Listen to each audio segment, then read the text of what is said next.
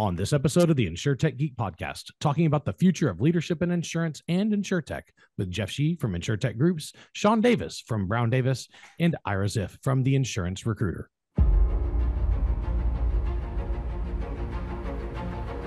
The Insurtech Geek Podcast, powered by JB Knowledge, is all about technology that's transforming and disrupting the insurance world. We'll be interviewing guests and doing deep dives into specific tech we see changing the industry. We're taking you on a journey through insurance tech, so enjoy the ride and geek out. And we are back with another episode, a particularly large group today, but illustrious group. I'm so excited to talk to all of these gentlemen. Gonna have some fun, but first, Rob Galbraith, how you doing, buddy? Hey, man, doing well, James, doing well. It is tax day as we recorded, and I am still not done. So thanks to all of you for helping me take a quick break before I Rob, let's talk about that, because there's a major law change that is absolutely nailing Insurtechs right now. It is the R&D deduction change that is shellacking every Insurtech I know, because it is forcing them to schedule out their R&D expenses over 5 or 15 years, depending if it's onshore or offshore. So they're paying tax bills on companies that are losing money. And the IRS is happy to collect it. Congress is doing nothing. Every accountant I talked to who was caught totally flat-footed said, well, we thought they would reverse the change before it was due. Well, guess what, idiots? They didn't. And so I had to have a harsh talk with my accounting firm, as did many Insurtechs I know, because we all had to write some pretty big checks out of investor. I didn't, because I'm bootstrapped, but on any of our investments, this is crazy, Rob. Crazy. Tax day is a bad day this year. Always count on inaction from Congress. That's the one thing you should always count on. Jeff Shi, have you looked at this? It's a huge issue. Yeah. And I have my own conspiracy tinfoil hat for that. Yeah, but you and I probably wearing the same tinfoil hat. We usually do. Here's my theory, Jeff. I think they tricked everybody into claiming a whole bunch of R&D expense to the R&D tax credit. And then they said, okay, but now we're going to shellac you on the deduction and make you scheduled over 15 years. So they already know. See, luckily, I've never taken an R&D tax credit. So it's crazy, man. It is millions or tens of millions of dollars that some people are having to write checks for right now, because their main expense as an Insurtech is R&D software development. And now they can't take the deduction in the same year they incur the cash expense. It's really bad. There will be more layoffs. It's going to happen. If you think about like de-dollarization, what Saudi's doing, China and Russia's doing, right? When we have 62% of the dollar park internationally, and now the domestic side have to pick up the bulk shares of dollar usage. So there's a couple of things to do. They can pull the trigger on, right? Pump more money in terms of longer term of debt between the IRS, the Feds, with the institution like PPP, EIDL, R&D tax credit, right? Yeah. Or just bring more immigration into the country, have more users on using dollars. You can do it through immigrations or cross the borders. I always just default to they're just incompetent and don't understand their own tax law, but that's could be a logical explanation. I mean, seriously, Occam's razor, right? We'll see. I don't know.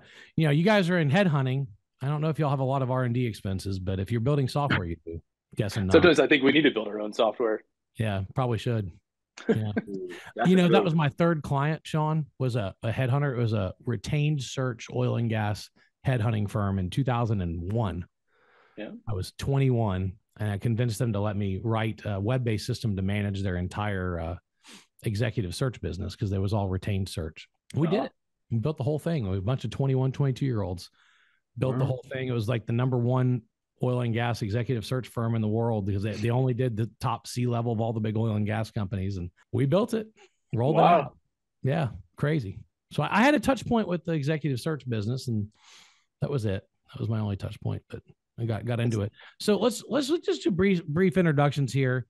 So everybody knows what everybody else does on the show. Of course, I'm James Benham. I'm the host, CEO of JB Knowledge, CEO of Terra and Smart Compliance, a couple of different Insurtechs that are in policy claims software and certificate of insurance tracking. My brother, by another mother, Rob Galbraith, my co-host on this show, Forest View Insights, consultant extraordinaire, thought leader, author of The End of Insurance as We Know It, Rob, and formerly with USAA and AF Group, I believe. You got it. Okay, so I've managed to memorize your resume. Got my whole CV down. I got your CV down. Jeff Shi, he is founder of Insurtech Groups. That's Insurtech without an E, foreshadowing without an E. Talk to Lisa. Yeah, I talked to Lisa Wardlaw because I may be foreshadowing a change. Insurtechgroups.com. He, has spent a really interesting career in auto and motorsports. I just want to mention that he's a gearhead, if there ever was a gearhead, which is super cool. I'm super into machines. My machines fly though, so that's why I'm really into. As Ricky Bobby would say, I like to go fast. And it has spent a lot of time in insurance. You were co-founder of some other companies. Currently, from 2011 to present, founder of J&J Insurance, which is a full service agency, correct? Right.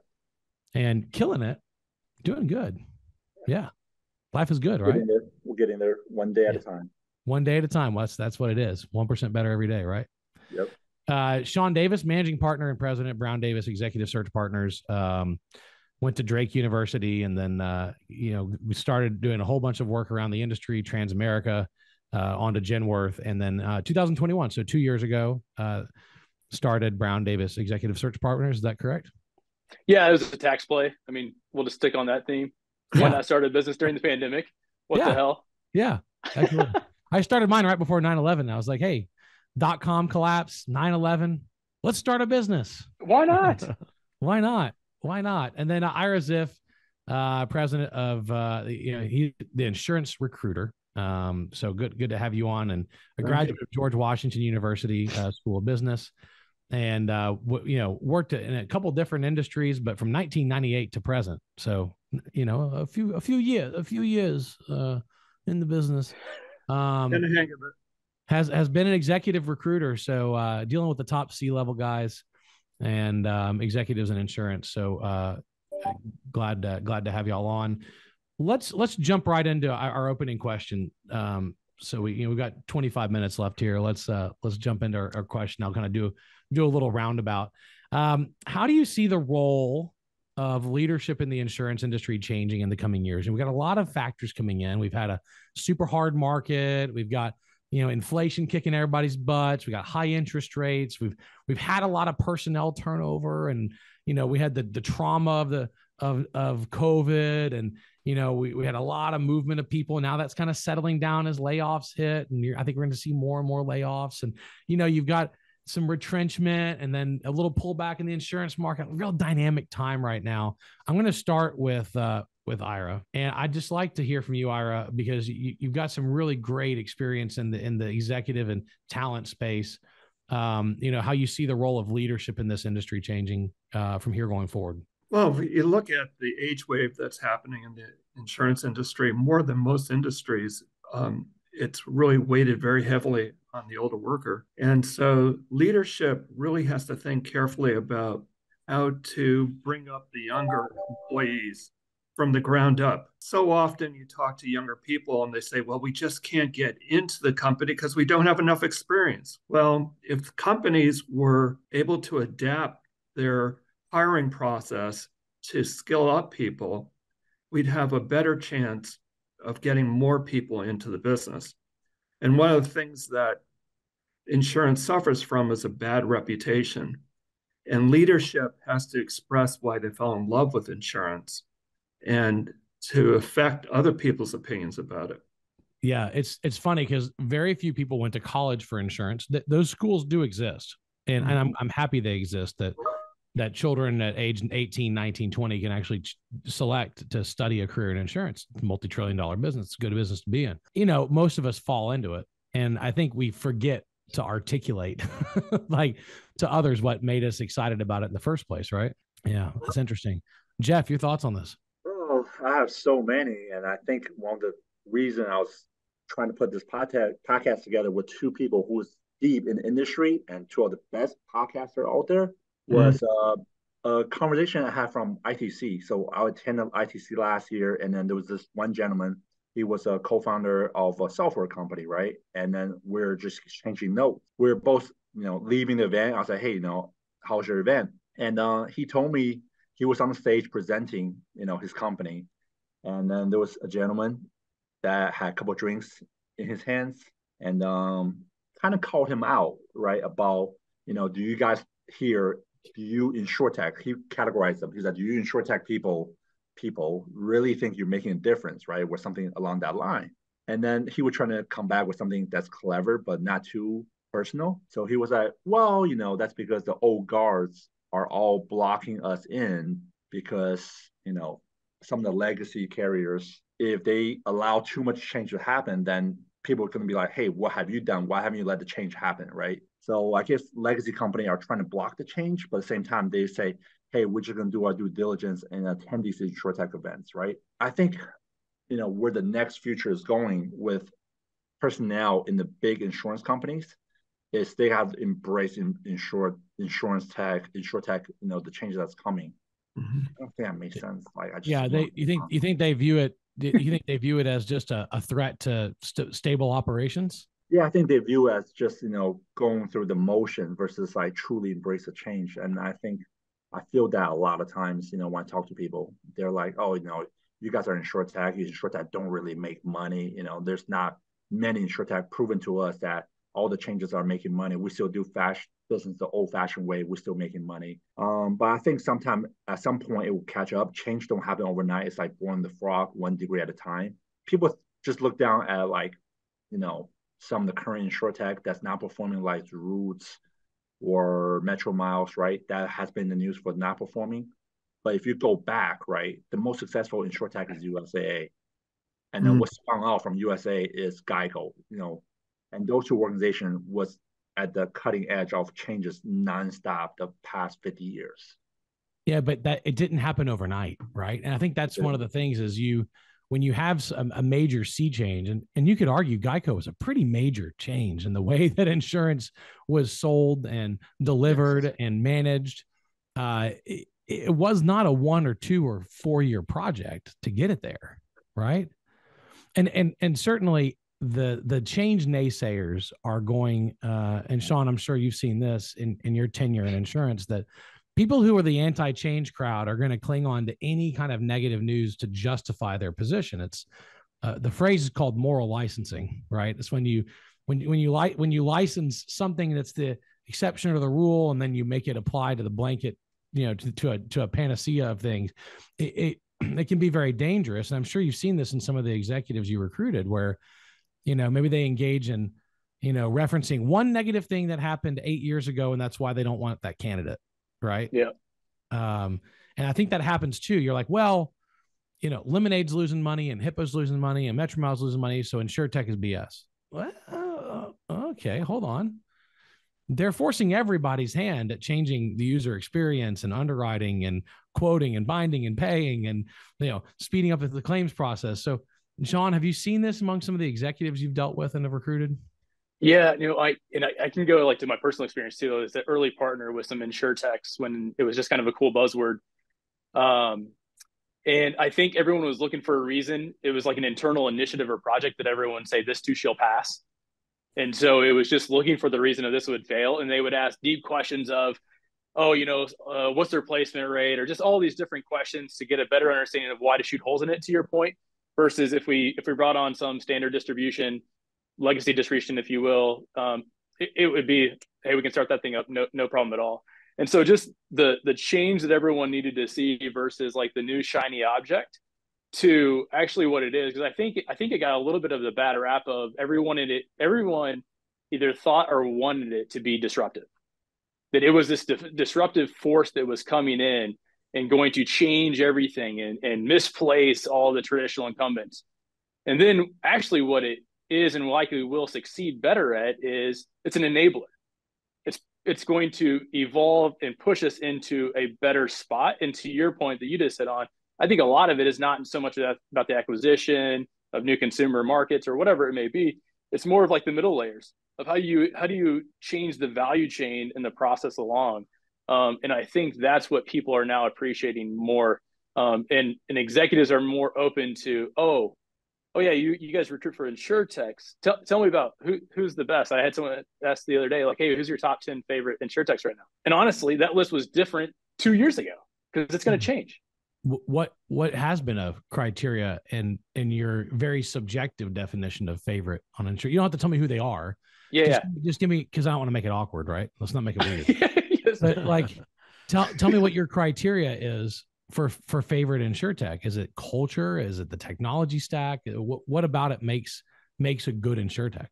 Yeah, great question. And honestly, I think going through the latest capital markets put a little bit more emphasis on capital structure and responsibility. Do they have it sounds terrible, but I started hearing VCs and others say we're going to focus on profitable growth. That's a really good idea, regardless of the capital markets. I get the whole VC idea of multiplier impacts and effects, but so now when we're meeting with the teams, and whether it's seed stage, we're working for a co-founder deal right now, and then later stage it could be D or E. It is the strategy, the roadmap, product market fit. Is it a hope and a dream on a pitch deck that sounded really good, or do you actually have a business model that can work here, and you're proving that or re-engineering that? And then, the people. I think one of the biggest things that I really look for now, James, is when do they bring insurance expertise in? A lot of times they may not be from the industry, and they will openly admit that. And then some will try to do all of it as much as possible without bringing it in, and they forget how hard this business is for really good reasons. And the ones that I've seen succeed, I think, quicker and maybe more successfully, have brought an insurance expert or expertise in that has the fit, that fits the culture and the style of the organization, the personality. But that's a big piece for me. Yeah, that's good. Rob, your thoughts? Yeah, I just want to kind of go one level deeper, right, with this terrific conversation. And I'll ask that we go in the same order. So Ira, Jeff, and then Shawn, what new skills and qualities do you think insurance leaders need to possess to succeed, just with all the growth, the shifts, the advancement on the Insurtech front, even if it's leading a more traditional firm? I'm just curious, like, where are you seeing, hey, this is what the leader of tomorrow needs to possess?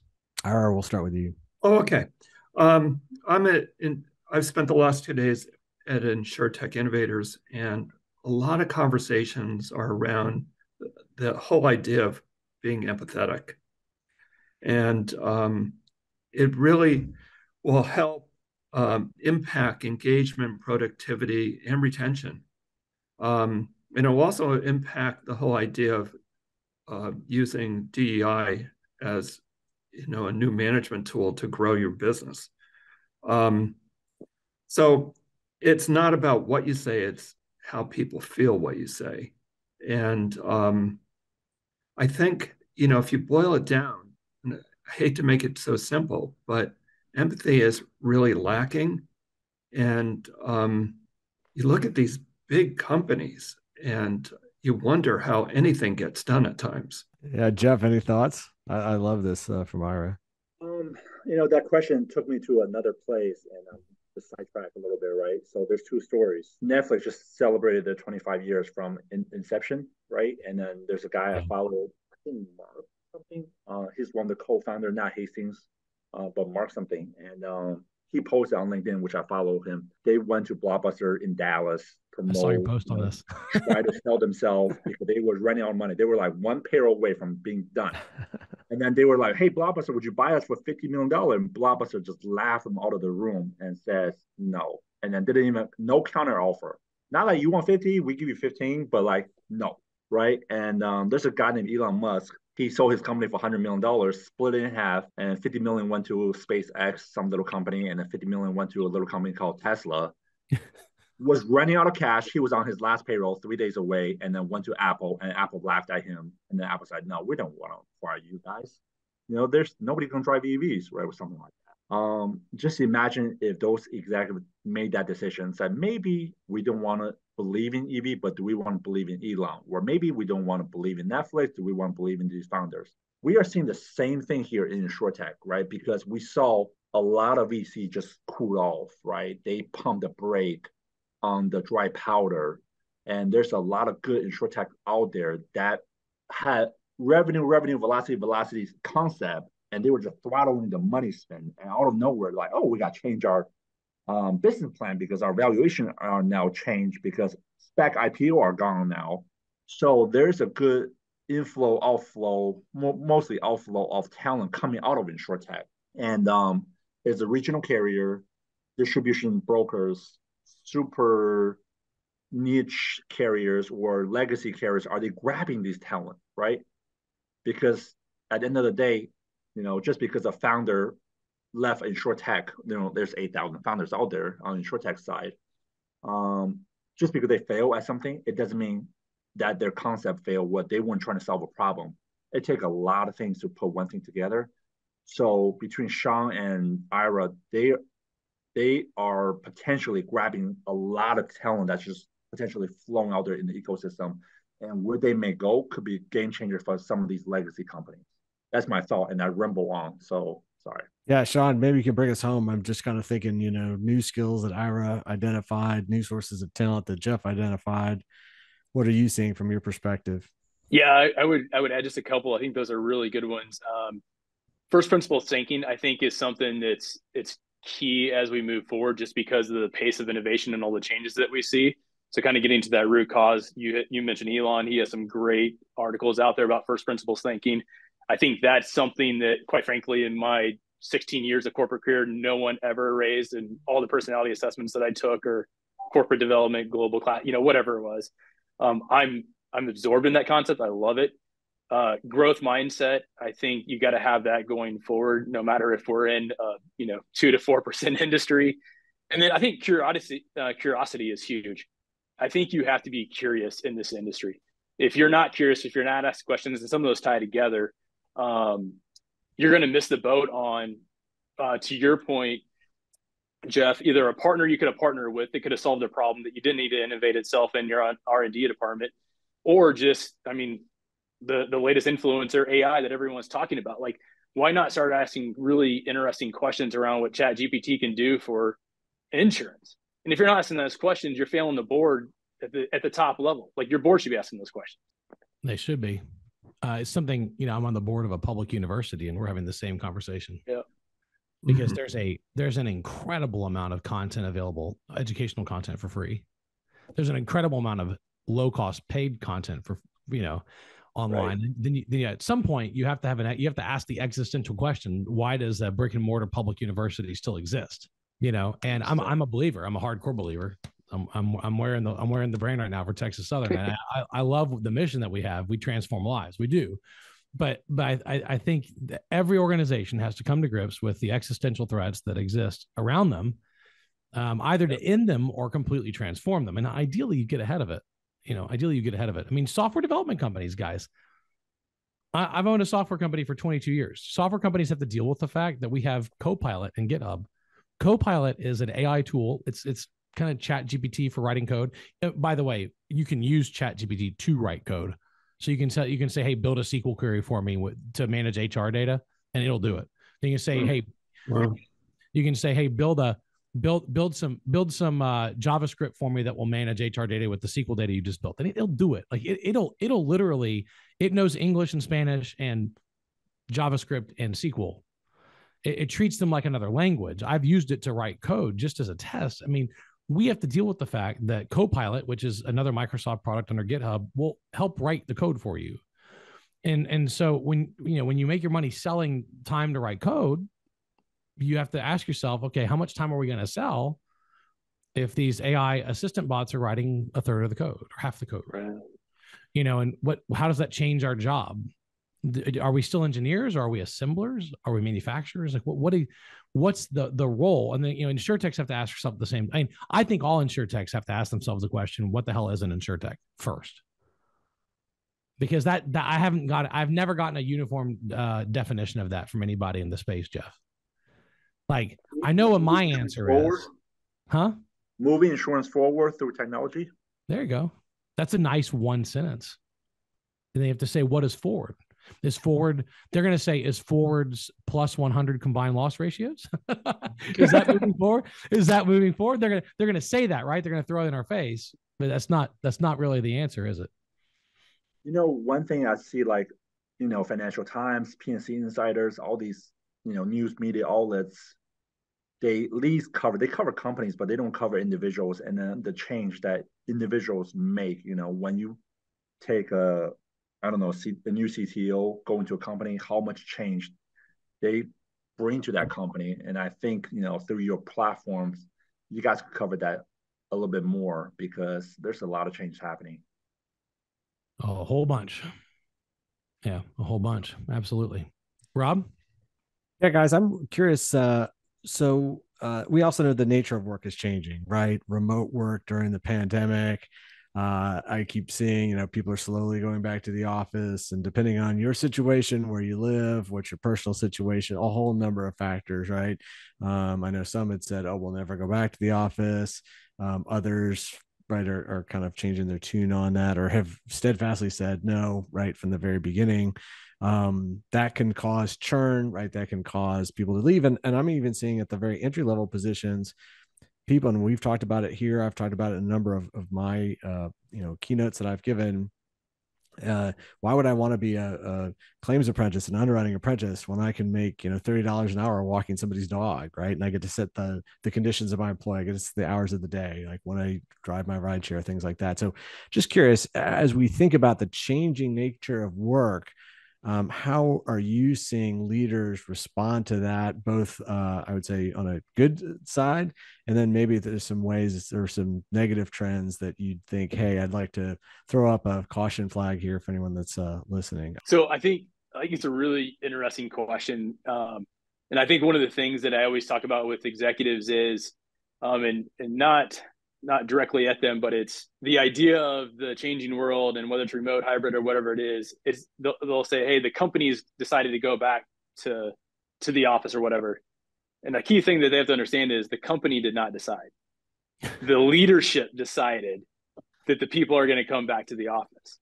And so with the first alignment, right, being if your individual need or desire is to work remote, hybrid, or whatever flex schedule it may be, the people have decided that may not be the case at said company. And so many times I keep seeing like, oh, XYZ without an E decided to go back to the office, and it's the people. So that then the people creates, like, right, the organism of culture. And so I think it's going to continue to evolve. I'm seeing more and more shift back to the office for sure. I think some of the best practices that we're going to see going forward is you can choose. Now, I have no solve at all in the world for the real estate challenge that's going to create from a commercial standpoint for all these companies that hold this stuff. But the employees that have flexibility, when we're recruiting for roles, we've done quite a few relocations already. And then we're doing ones that are remote. And then some of the members on the executive team are not remote, or the one role requires relocation, but the rest of the team is remote. It's kind of a hard sell pitch on some of those things to attract the best talent for that. Your talent market pool is limited based on how you answer that question of workplace preference, right? So if you say remote, bam. Now, some people say like, hey, I know it's remote, but I would like to still come into the office. So I think it's definitely changing. And then I think that also some of the things that we talked about earlier about the leadership style and how you communicate as a leader, how you're going to connect with people.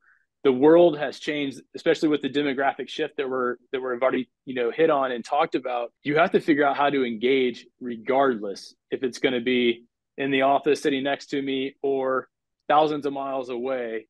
I think the communication, the empathy that Ira talked about, and the connection piece is going to be tremendous and challenging for leaders to adapt to as this world kind of evolves and we kind of figure out what maybe the new normal looks like. And I'd like to add to that, Shawn, if you don't mind. I think the whole world has been whiplashed by the pandemic, and what's happening is that everything was remote, and now the pendulum is trying to swing right back to normal, if you will, and there's a lot of tension. So let me give you just what recently happened with a search. I was looking for a CFO for an insurer and found the perfect person 20 minutes away, gave him a 30% increase in pay. I said, nothing doing. If I can't work remote, I'm not coming. It's nuts. People feel like they can get away with it, and they're very entitled, and they're not millennials either. No. These are people in their 50s, 60s, and 70s doing this. I've seen it at 3 of my clients in the last 3 months.